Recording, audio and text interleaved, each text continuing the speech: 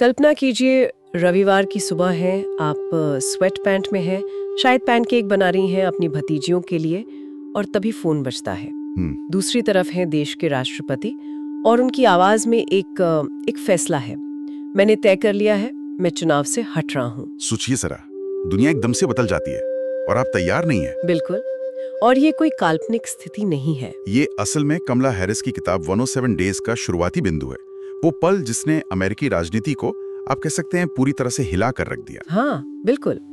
आज हम कमला हैरिस की इसी किताब 107 डेज के कुछ खास अंशों पर गहराई से बात कर रहे हैं। ये किताब उन तूफानी 107 दिनों का ब्यौरा है जब जो बाइडेन ने अचानक चुनाव से नाम वापस लिया और कमला हैरिस डेमोक्रेटिक पार्टी की उम्मीदवार बनी।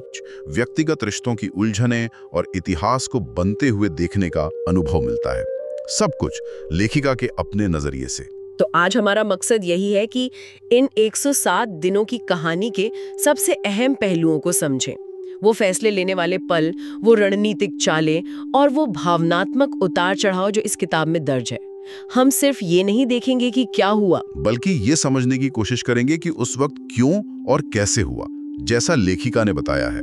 चलिए तो फिर शुरू करते हैं ये सफर और देखते हैं कि कैसे एक अप्रत्याशित घोषणा ने सब कुछ बदल दिया और लेखिका ने इस चुनौती का सामना कैसे किया। बिल्कुल ठीक है, तो कहानी की जड़ें, जैसा आपने कहा, वो जाती हैं जो बाइडेन के अटलांटा डिबेट प्रदर्शन तक। हैरिस लिखती हैं कि जैसे ही बाइडेन मंच पर आए, उन्हें फौरन लगा कि कुछ सही नहीं है। उनकी चाल में वो बात नहीं थी, आवाज में थकान थी, जैसे कोई अशुभ संकेत हो। सही कहा। किताब इस बात पे काफी जोर देती है कि डिबेट के ठीक बाद बाइडेन पर पद छोड़ने का दबाव बहुत तेजी से बढ़ा। उनके अपने सलाहकार वो भले ही बाहर से कह रहे थे कि सब ठीक है, हाँ, लेकिन अंदर की कहानी कुछ और थी। खासकर जब बाइडेन ने वो गलती की, वी फाइनली बीट मेडिकेयर वाली बात कह दी, उसने तो जैसे आग में घी डाल दिया। हाँ, वो सिर्फ एक भूल नहीं थी, शायद वो उनकी क्षमता पर जो सवाल उठ रहे थे उनको और गहरा कर रही थी। बिल्कुल। और ये दिलचस्प है कि हैरिस ने सार्वजनिक तौर पर तो बाइडेन का बचाव किया, लेकिन किताब में वो साफ लिखती हैं कि वो अपनी विश्वसनीयता दाव पर नहीं लगा सकती थी। उनका वो वाक्य है ना, I was not about to tell the American people that their eyes had lied। मैं अमेरिकी लोगों से ये नहीं कहने वाली थी कि उनकी आंखों ने उन्हें धोखा दिया है। ये बहुत कुछ कहता है। वफादारी और हकीकत के बीच का वो तनाव दिखाता है। और ये तनाव तो देखिए पहले से ही था।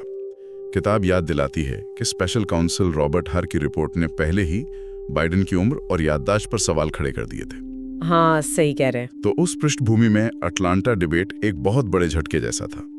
बाइडेन प्रशासन के लिए वो एक तूफानी दौर था, इसमें कोई शक नहीं। और फिर आती है वो रविवार की सुबह 7:30 बजे भतीजी दरवाजा खटखटा रही है, पैनकेक का इंतजार कर रही है, और कुछ ही देर में राष्ट्रपति बाइडेन का फोन, मैंने तय कर लिया है, मैं हट रहा हूँ। हैरिस पूछती है अविश्वास में, आप श्योर हैं? बाइडेन का जवाब एकदम सपाट, हाँ श्योर हूँ। सोचिए जरा उस पल को। ये सिर्फ एक खबर नहीं थी, ये एक जिम्मेदारी का ट्रांसफर था, वो भी बिना किसी तैयारी के। किताब उस बातचीत के तनाव को बहुत अच्छे से पकड़ती है। बाइडेन चाहते थे कि वो पहले अपने हटने की घोषणा करें और हैरिस के समर्थन का ऐलान शायद 1-2 दिन बाद करें। हाँ, पर हैरिस ने इसका तुरंत विरोध किया। ये हिस्सा मुझे काफी अहम लगा। बिल्कुल। उन्होंने तर्क दिया कि देरी से तो अराजकता फैल जाएगी। उन्होंने कहा, अगर आप मुझे सबसे मजबूत स्थिति में देखना चाहते हैं तो आपको मेरा समर्थन अभी करना होगा। हाँ, ये सिर्फ अपने लिए नहीं था, दलील ये थी कि ये बाइडेन की विरासत और पार्टी की स्थिरता के लिए जरूरी है। क्या किताब ये बताती है कि बाइडेन ने इस पर इस तुरंत विरोध पर कैसी प्रतिक्रिया दी? किताब के मुताबिक बाइडेन ने इस तर्क को समझा और वो तुरंत मान गए। शायद उन्हें भी अंदाजा था कि स्थिति कितनी नाजुक है। हैरिस लिखती हैं कि उन्होंने बाइडेन से कहा कि इस पल को दशकों तक याद रखा जाएगा, इसलिए इसे सही ढंग से संभालना बहुत जरूरी है। और यहाँ लेखिका अपनी भावनाओं का भी जिक्र करती हैं। वो गहरा अविश्वास, स्थिति की गंभीरता का एहसास और ये समझना कि उनका समर्थन ही शायद बाइडेन की विरासत को बचा सकता है। और फिर घोषणा हो जाती है और जैसा आपने कहा, फोन घनघनाने लगते हैं, समर्थन जुटाने का वो बवंडर शुरू हो जाता है। किताब बताती है कि ये अनुभव काफी मिला जुला रहा। बिल्कुल। एक तरफ बिल क्लिंटन जैसे पुराने नेता थे जिन्होंने फौरन कहा सेंड मी एनीवेयर। ये शायद पुरानी वफादारी दिखाता है, या हो सकता है नया अवसर। हाँ। बर्नी सैंडर्स ने सलाह दी कि वर्किंग क्लास पर फोकस करें, जो उनके अपने राजनीतिक मूल्यों के हिसाब से था। पीट बटिगेग ने भी उत्साह दिखाया। लेकिन किताब ये भी साफ करती है कि हर कोई तुरंत साथ नहीं आया। जैसे मिशिगन की गवर्नर ग्रेचन विटमर, उन्होंने कहा कि वो पहले माहौल को थोड़ा शांत होने देंगी। हाँ, ये शायद राजनीतिक सावधानी थी या अपने भविष्य की सोच हो सकता है। और पूर्व स्पीकर नैन्सी पेलोसी ने तो यहाँ तक कह दिया कि कोई प्रक्रिया होनी चाहिए, सिर्फ ताजपोशी नहीं। और फिर कैलिफोर्निया के गवर्नर गैविन न्यूसम का वो कथित कॉलबैक न करना, ये छोटी छोटी बातें हैं, पर सत्ता के बदलते समीकरण और अंदरूनी राजनीति की उलझनों की तरफ इशारा करती हैं। ये सिर्फ समर्थन मांगना नहीं था, ये असल में शक्ति का जो नक्शा बदल रहा था उसे समझना भी था। और इसी उथल-पुथल के बीच हैरिस के सामने सबसे बड़ी और फौरी चुनौती थी सिर्फ 16 दिनों में उपराष्ट्रपति पद के लिए उम्मीदवार चुनना। सिर्फ 16 दिन? ये तो मतलब अविश्वसनीय लगता है। किताब इस दबाव भरी प्रक्रिया के बारे में क्या बताती है? कौन-कौन से नाम थे जिन पर विचार हो रहा था? लिस्ट में Josh Shapiro, Tim Walz, Mark Kelly जैसे नाम थे। किताब खासतौर पर टिम वॉल्स के चुनाव के पीछे की सोच पर रोशनी डालती है। हैरिस उनकी प्रामाणिकता, उनके विविध जीवन अनुभव, किसान, सैनिक, शिक्षक, इसको काफी महत्व देती हैं। अच्छा। खासतौर पर उनकी वो क्षमता जिसे वो कहती हैं, जो लोग कमरे में नहीं हैं उनकी आवाज बनना। He would make the case for the people who were not in the room। ये एक रणनीतिक चुनाव लगता है, सिर्फ योग्यता नहीं बल्कि मतदाताओं के एक बड़े वर्ग से जुड़ने की कोशिश भी। और दिलचस्प बात ये भी है कि किताब के अनुसार वॉल्स खुद मानते थे कि शायद उन्हें ये पद नहीं मिलेगा, और उन्होंने बिना शर्त हैरिस का समर्थन करने का वादा भी कर दिया था। हाँ, ये शायद उनकी छवि को और मजबूत करता है। तो उम्मीदवार का चुनाव होते ही अभियान पूरी रफ्तार से शुरू होता है और किताब इसके उतार चढ़ाव को बिना किसी लाग लपेट के सामने रखती है। एक तरफ तो वो अटलांटा में मेगन दी स्टैलियन के साथ जबरदस्त रैली है, जहां हजारों की भीड़ कमला हैरिस के नारे लगा रही है। वो ऊर्जा और उत्साह का पल दिखता है। लेकिन दूसरी तरफ अंदरूनी तनाव और चुनौतियों का भी जिक्र है। बाइडेन की टीम के साथ तालमेल की समस्याएं सामने आती हैं। हैरिस की chief of staff Lorraine Voles का वो बयान है ना, if I ever organize that sort of dog and pony bullshit for you, you'd have my head on a platter. हाँ, अगर मैंने तुम्हारे लिए कभी इस तरह की दिखावटी बकवास आयोजित की होती तो तुमने मेरा सिर कलम कर दिया होता। ये व्हाइट हाउस की कार्यशैली पर काफी तीखी टिप्पणी है। बिल्कुल। और जिल बाइडेन के साथ कथित तनाव का भी इशारा मिलता है। जब डग एमहॉफ यानी हैरिस के पति ने जिल बाइडेन को खबर दी तो उनकी कथित प्रतिक्रिया थी, be careful what you wish for, You're about to see how horrible the world is। जो चाह रही हो उसमें सावधान रहना, तुम अब देखने वाली हो कि दुनिया कितनी भयानक है। क्या ये सिर्फ एक चेतावनी थी या इसमें कुछ और भी छिपा था?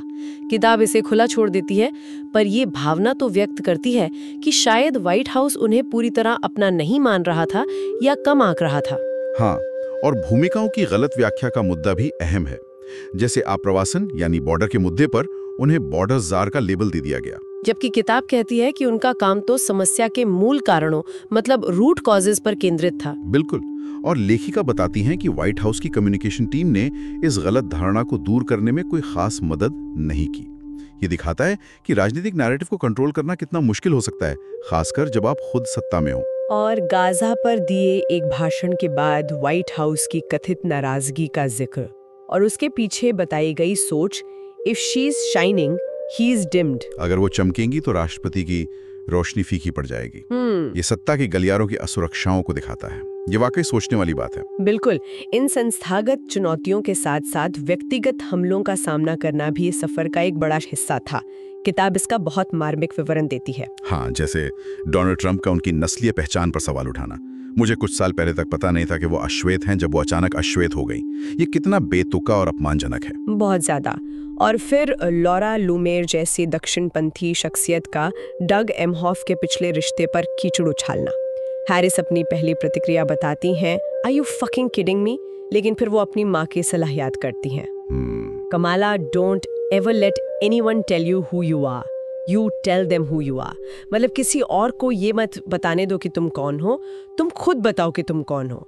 ये दिखाता है कि सार्वजनिक जीवन में ऐसे हमलों का सामना करने के लिए कितनी अंदरूनी ताकत चाहिए। ये हिस्से राजनीति की क्रूरता को साफ दिखाते हैं, खासकर जब पहचान, नस्ल और परिवार को निशाना बनाया जाता है। ये सिर्फ राजनीतिक असहमति नहीं होती, ये चरित्र हनन की कोशिशें होती हैं। इन सब के बीच फिर आती है सबसे बड़ी सार्वजनिक परीक्षा, डोनाल्ड ट्रंप के साथ डिबेट। किताब बताती है कि इसकी तैयारी कितनी ज्यादा और विस्तृत थी। नकली सेट बनाया गया, घंटों प्रैक्टिस हुई। और सबसे ज्यादा ध्यान शायद व्यक्तिगत हमलों से निपटने पर दिया गया। टीम की एक सलाह थी, the person who is winning is the person who is having the most fun. क्या वाकई डिबेट में मजे लिए जा सकते हैं? मुझे तो मुश्किल लगता है। शायद मजे से उनका मतलब था कि दबाव को खुद पर हावी ना होने देना, आत्मविश्वास बनाए रखना। किताब डिबेट के कुछ खास पलों का जिक्र करती है, जैसे जब ट्रम्प झूठ बोल रहे थे तो हैरिस का सीधे टोकना, डोंट लाई। हाँ, झूठ मत बोलिए। या ट्रम्प का वो अजीबोगरीब और बेबुनियाद बयान कि हेशियन अप्रवासी पालतू जानवर खा रहे हैं, ईटिंग द पेट्स। इन सब विस्फोटक पलों के बीच हैरिस का संयम बनाए रखने का प्रयास साफ दिखता है। अभियान फिर अपने आखिरी दौर में पहुंचता है। रैलियों में जबरदस्त भीड़ उमड़ रही है। वॉशिंगटन डीसी के एलिप्स में 75,000 लोग। ये कोई छोटी बात नहीं है। बिल्कुल। लेकिन किताब ये भी बताती है कि इन सब के बावजूद पोल्स लगभग स्थिर थे। मुकाबला बेहद कड़ा बना हुआ था। उत्साह तो था, पर एक अनिश्चितता भी थी। और तभी चुनाव से ठीक पहले जो बाइडेन का वो गार्बेज वाला बयान आ जाता है। हालांकि उन्होंने बाद में साफ किया कि वो ट्रम्प समर्थकों को नहीं, बल्कि एक दक्षिणपंथी कॉमेडियन के नफरत भरे भाषण को कचरा कह रहे थे। लेकिन राजनीतिक नुकसान तो हो चुका था। ट्रम्प कैंपेन ने इसे फौरन पकड़ लिया। ये दिखाता है कि चुनाव के आखिरी दिनों में एक छोटी सी चूक भी कितनी भारी पड़ सकती है। हाँ, बिल्कुल। और फिर आती है चुनाव की रात। माहौल उम्मीदों से भरा है, परिवार और दोस्त साथ हैं, सबकी नजरें टीवी स्क्रीन पर हैं। लेकिन धीरे धीरे तस्वीर बदलने लगती है। किताब उस रात के भावनात्मक उतार चढ़ाव के वर्णन करती है, कैसे उम्मीद धीरे धीरे निराशा में बदलती है। वो पल जब एक सलाहकार का फोन आता है और वो कहता है, I am sorry ma'am, I don't think you gonna get there. मतलब, मुझे माफ करना मैम, मुझे नहीं लगता कि आप वहां पहुंच पाएंगी। ये हार की स्वीकृति का पल है। किताब उस गहरी पीड़ा और देश के भविष्य के लेकर जो चिंता उठी उसे व्यक्त करती है। My God, what will happen to our country. लेकिन फिर व्यक्तिगत निराशा से ऊपर उठकर हार स्वीकार करने और देश को संबोधित करने की तैयारी शुरू होती है। ये भी नेतृत्व का एक हिस्सा है। बिल्कुल। और किताब के आखिर में लेखिका सिर्फ अपनी हार का विश्लेषण नहीं करती, बल्कि वो आगे देखती है। वो लोकतंत्र की मौजूदा हालत, प्रोजेक्ट 2025 जैसे रूढ़िवादी एजेंडे के कथित खतरों, जो भविष्य में अमेरिकी सरकार की संरचना और नीतियों में बड़े बदलावों का एक विस्तृत प्रस्ताव है, और खास तौर पर ZZ यानी युवा पीढ़ी की भूमिका पर अपने विचार रखती हैं। हाँ, उनकी वो चेतावनी, this is how fascism begins, it is not too late for us. फासीवाद ऐसे ही शुरू होता है, हमारे लिए अभी देर नहीं हुई है। ये काफी गंभीर बात है। बिल्कुल। तो इन 107 दिनों की कहानी से क्या मुख्य बातें या सीख निकल कर आती हैं? मुझे लगता है सबसे पहली तो यही है कि उच्च स्तरीय राजनीति में दबाव कितना ज्यादा होता है। ये किताब दिखाती है कि ये दुनिया कितनी निर्मम हो सकती है, खासकर एक अश्वेत महिला के लिए। हाँ, बिल्कुल। वो लगातार जांच, व्यक्तिगत हमले, हर शब्द, हर कदम का विश्लेषण, ये सब मिलकर एक जबरदस्त मानसिक और भावनात्मक बोझ बनाते हैं। दूसरा अहम विषय है वफादारी बनाम राजनीतिक हकीकत का वो संघर्ष। बाइडेन के प्रति वफादारी और बदलती परिस्थितियों में अपनी राह बनाने की जरूरत, इसके बीच संतुलन साधना इस कहानी का एक केंद्रीय हिस्सा है। हाँ, और ये संतुलन कितना नाजुक होता है। इसके अलावा सार्वजनिक चेहरे के पीछे के इंसान की झलक भी मिलती है। परिवार का महत्व, पति डग, बहन माया, बच्चे, भरोसेमंद सलाहकारों पर निर्भरता, थकान, निराशा और कभी-कभी तनाव के बीच वो हल्के फुल्के पल भी, जैसे डग को कहना डोंट रीड द कमेंट्स। ये मानवीय पहलू कहानी को ज्यादा विश्वसनीय बनाते हैं। सही कहा। ये किताब आज के इस ध्रुवीकृत राजनीतिक माहौल में चुनाव प्रचार की चुनौतियों को भी सामने लाती है। गलत सूचना, नफरत भरे भाषण, व्यक्तिगत हमले, इनका सामना कैसे किया जाए, ये एक बड़ा सवाल है जिसका सामना आज दुनिया भर के नेता कर रहे हैं। और आखिर में नीतिगत मुद्दे, आप्रवासन, गाजा, बंदूक हिंसा, चाइल्ड केयर जैसे जो जटिल मुद्दे हैं, उन पर लेखिका का नजरिया और उन्हें लागू करने में आने वाली बाधाएं भी कहानी का हिस्सा है। ये याद दिलाता है कि राजनीति सिर्फ चुनाव जीतना नहीं है, बल्कि असली समस्याओं पर हल खोजना भी है। कुल मिलाकर ये अंश उन 107 दिनों की एक जटिल, कई परतों वाली और बेहद व्यक्तिगत तस्वीर पेश करते हैं, जैसा कि लेखिका ने उन्हें अनुभव किया। तो 107 डेज के इन अंशों के जरिए हमने कमला हैरिस के जीवन के एक असाधारण, अप्रत्याशित और कह सकते हैं ऐतिहासिक मोड़ की कहानी सुनी।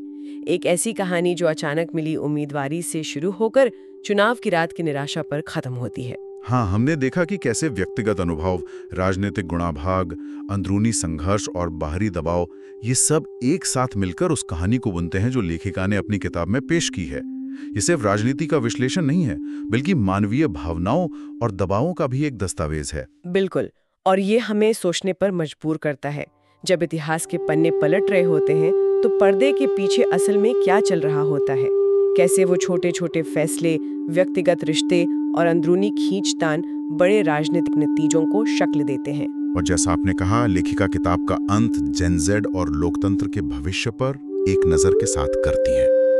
ये हमें सवाल के साथ छोड़ जाता है कि ऐसे अभूतपूर्व राजनीतिक दौर से गुजरने के बाद, जहां पुरानी धारणाएं हिल जाती हैं और भविष्य अनिश्चित दिखता है, आगे का रास्ता क्या हो सकता है, और उस रास्ते को बनाने में अगली पीढ़ी की और शायद हम सबकी क्या भूमिका होगी।